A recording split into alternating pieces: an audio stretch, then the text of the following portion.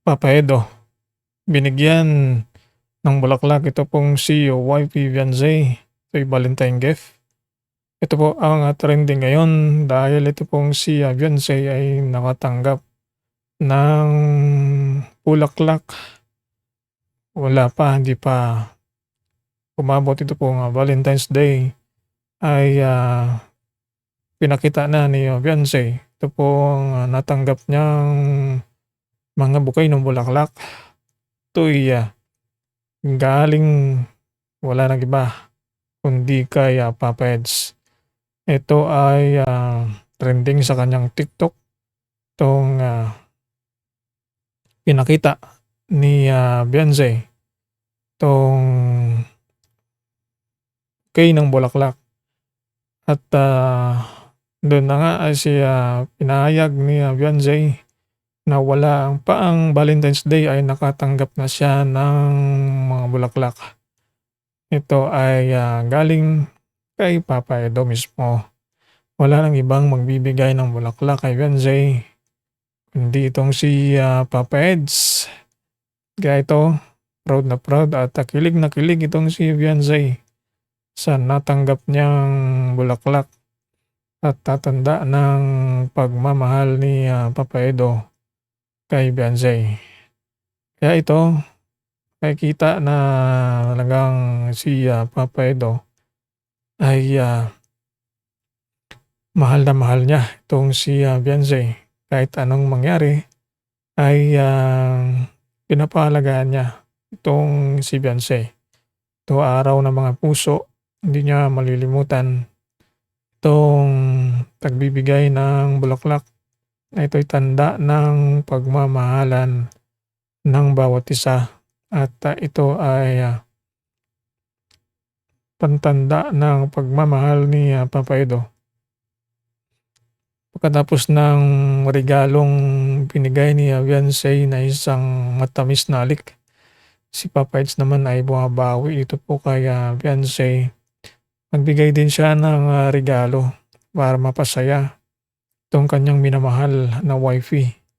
At dito natin mapapansin at makikita ayaw na ni Papa Eds na mawala itong si Beyonce dahil merong times na sila ay hindi nagkabati o meron silang tampuhan nung nakaraang mga taon at nahirapan itong si Papa Edo na suyuin si Beyonce. Kaya sabi niya hindi niya pakakawalan itong si Beyonce at gagawin niya ang lahat.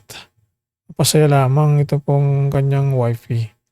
Kaya ito ay isa sa mga ginagawa ni Papa Edo na effort kay Beyonce. Kaya tanda ng kanyang tunay na pagmamahal at gagawin niya, antayin niya makapagtapos ng pag-aaral ito pong si wifey para maging sila at mapakasalan itong si wifey Beyonce niya dahil mahal na mahal niya ito at hindi niya to iiwan kahit kailan. Si Papa Eds ay tapat na magmahal ito kay wifey. Kaya ito ang ating update dito po sa natanggap ni Beyonce na regalo galing kay Papa Edo. Beyonce ay nakatanggap ng bulaklak. Hindi pa umabot ito pong Valentine's Day ay pinakita na ni Beyonce. Ito pong natanggap niyang mga bouquet ng bulaklak. Ito'y galing wala nang iba kundi kay Papa Eds. Ito ay trending sa kanyang TikTok. Itong pinakita ni Beyonce. Itong bouquet ng bulaklak. At doon na nga ay pinahayag ni Beyonce paang Valentine's Day ay nakatanggap na siya ng mga bulaklak. Ito ay galing kay Papa Edo mismo. Wala nang ibang magbibigay ng bulaklak kay Beyonce kundi itong si Papa Eds. Kaya ito, proud at kilig na kilig itong si Beyonce sa natanggap niyang bulaklak at tatanda ng pagmamahal ni Papa Edo kay Beyonce. Kaya ito, nakikita na talagang si Papa Edo ay mahal na mahal niya itong si Beyonce. Kahit anong mangyari ay pinapahalagaan niya itong si Beyonce. Ito araw ng mga puso, hindi niya malilimutan itong tagbibigay ng bulaklak na ito'y tanda ng pagmamahalan ng bawat isa at ito ay pantanda ng pagmamahal ni Papa Edo. Pagkatapos ng regalong binigay ni Beyonce na isang matamis na alik, si Papa Eds naman ay bumabawi ito po kay Beyonce. Nagbigay din siya ng regalo para mapasaya itong kanyang minamahal na wifey.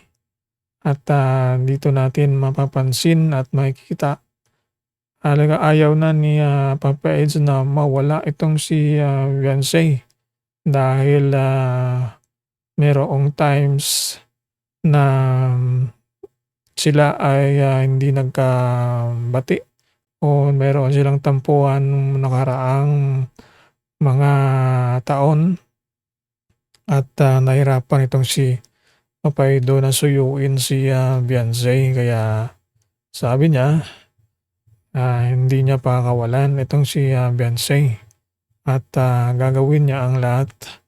Pasaya lamang ito pong kanyang wifey.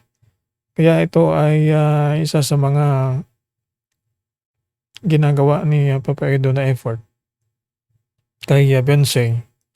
Kaya tanda ng kanyang tunay na pagmamahal at gagawin niya, antayin niya makapagtapos ng pag-aaral ito pong si wifey para maging sila at mapakasalan itong si wifey Beyonce niya dahil mahal na mahal niya ito at hindi niya to iiwan kahit kailan. Si Papa Eds ay tapat na magmahal ito kay wifey.